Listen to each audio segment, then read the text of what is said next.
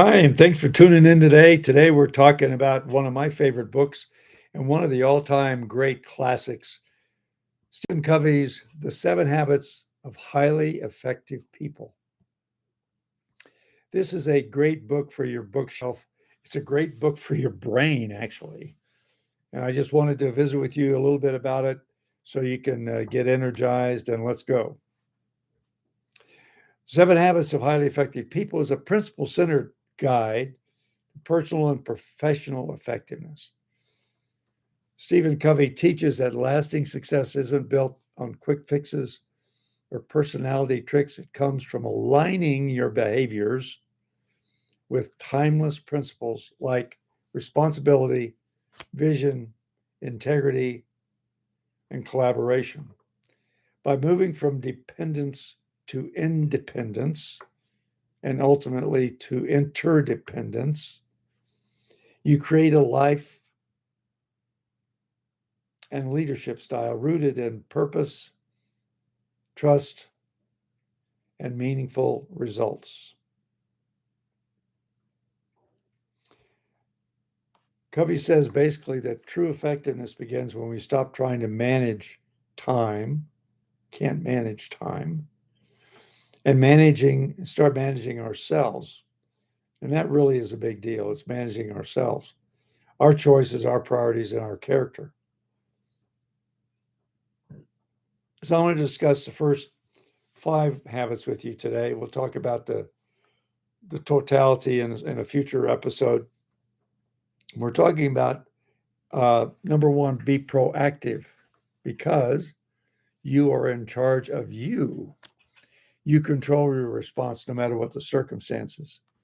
And a lot of times you let the circumstances control you. But being proactive means that you control your response no matter what the circumstance. Blame and excuses drain power.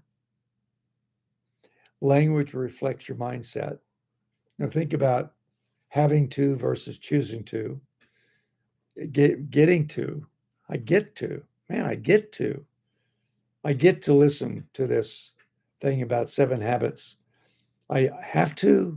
I mean, your body's there. You may as well enjoy it and participate. Language reflects mindset. Listen to your words sometimes. Do you have to or do you get to? Do you have to go to work or do you choose to go to work? Do you choose to do the things you need to be successful or are you having to do them? If you're having to do things, maybe you ought to be looking at what you're doing and how you're doing it. That's about alignment. And leadership begins with personal responsibility. Who's responsible for you? I remember being able to teach um,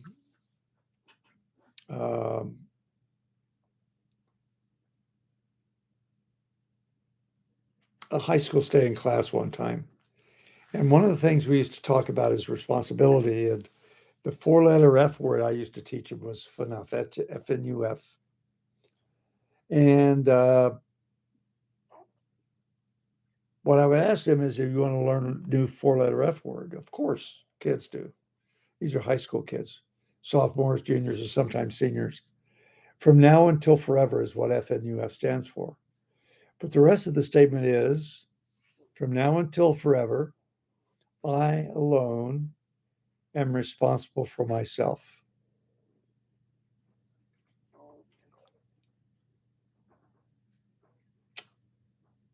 That is a statement that was an overarching bottom line for the Stay in School program that was penned by, among others, Skip Cowan in Albuquerque, New Mexico.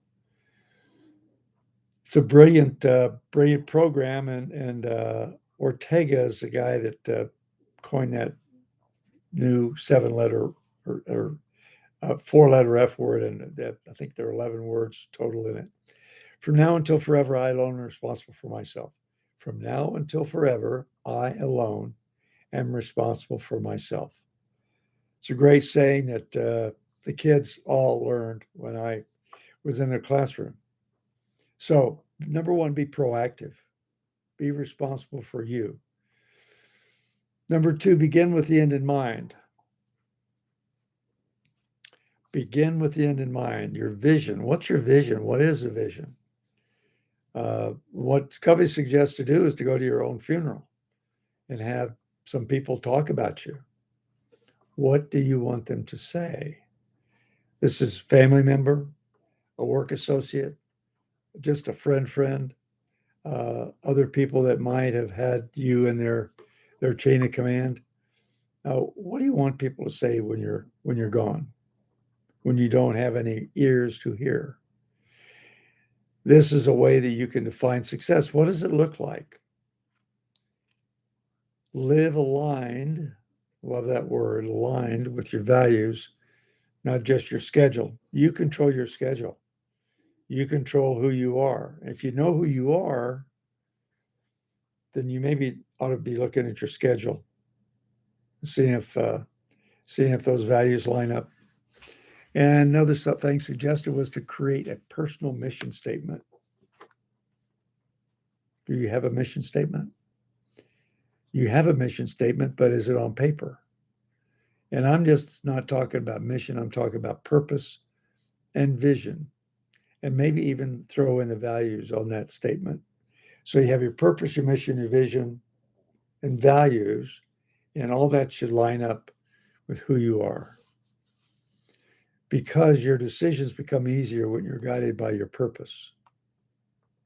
That dovetails very nicely, frankly, into the idea of the why operating system. I heard something the other day was really good because everybody has an operating system. Somebody came up with the acronym SOS, someone's operating system. Well, you have an SOS. You have a operating system because you are someone. So understanding what your operating system is incredibly important. Number three, put first things first. That's never really set well with me because first things first should be first, shouldn't it? But in this case, it's third. Putting first things first means that your discipline gives you freedom, which is also kind of an oxymoron, isn't it? Freedom and discipline are not the same ballpark. And yet, if you have discipline, you'll have freedom. Focus on what's important, not just what's urgent. Covey has this 2x2 matrix of important, unimportant, urgent, not urgent. And the four quadrants really talk to a person's life and where you're going to spend most of your time. You should be spending most of your time, or should on you. You should be spending your time on things that are important and not urgent. Important and not urgent.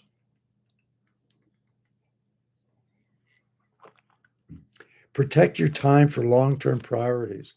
Have your priorities set up. So that goes back to your purpose, mission, vision statement. And then learn to say no without guilt. If you know who you are, you can say no without guilt. If you know something is not in your wheelhouse or you don't have enough uh, boundary, you don't have enough, I'm trying to think of the word. If you don't have enough white space to deal with those extra demands, uh, pull it in and structure your life around your values, not demands on you. Fourth habit is think win-win. Now, the first three were personal. Being proactive is personal. Beginning with the end in mind is personal. Putting first things first is personal. But now we get into where you're dependent and interdependent with other people. And that's in the workaday world where you need to think win-win, thinking abundance over scarcity. See, success is not limited and everyone can win, so Covey says.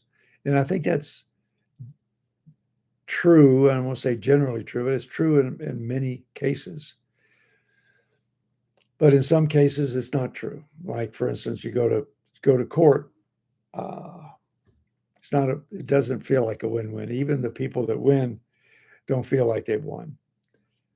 But that issue aside, to the extent that you can, do what you can to set up a situation where everyone wins, knowing that every win is not the same. There's some big wins and there's some little wins.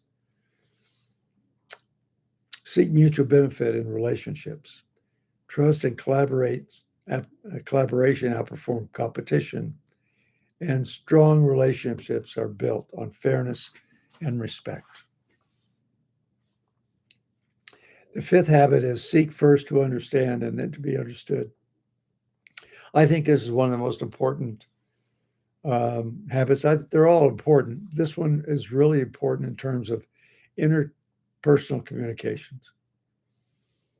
And it gets back to listen more, listen harder, hear people, but truly listen intently to get their meaning of what they're saying, what they're not saying. Most people listen to respond, not to understand. Empathy builds connection and trust. Communication improves dramatically when people feel heard. Are you living a life by design or by default? This book is more about productivity, more than a productivity system. It's a blueprint for living with intention.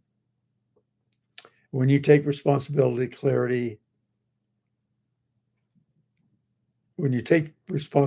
clarify your vision, and align your actions with your values, you don't just become more effective, you become more impactful.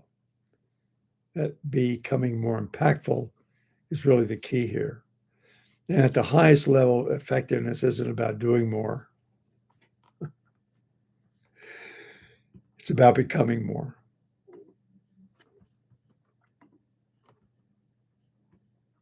Becoming more. I think that's a real key. It's a real key to life. It's a real key to success and happiness. Becoming all you can be. Becoming even more effective in doing what you're doing. Becoming even more impactful in your life. And I will just tell you in closing about the word even. It's a little 4-letter word that just has so much power, because if I'm your coach and I'm telling you to make more calls, say, hey, get more calls, do more calls, you might get a little irritated with me for saying that. But if I say, I want you to make even more calls, that's a lot softer, because it acknowledges you're making calls to begin with, and encourages you to make even more. So maybe you can use the word even more often. Even now. If you want to know more about what I got going on, you can look for me at Wake Up Your Genius. I got my genius shirt on. Wake Up Your Genius. Or alternately, you can email me at paul@wilsonabq.com. paul@wilsonabq.com. And inquire. On my website, there is actually a calendar you can find that and actually have some time requested so we can talk. I'll look forward to talking to you in the near future. Hopefully we can talk about your life and how I can maybe be of assistance to you one way or another. Hopefully these little chats might make a difference for you too. God bless you. God bless America. Hope you had a happy Easter. God bless.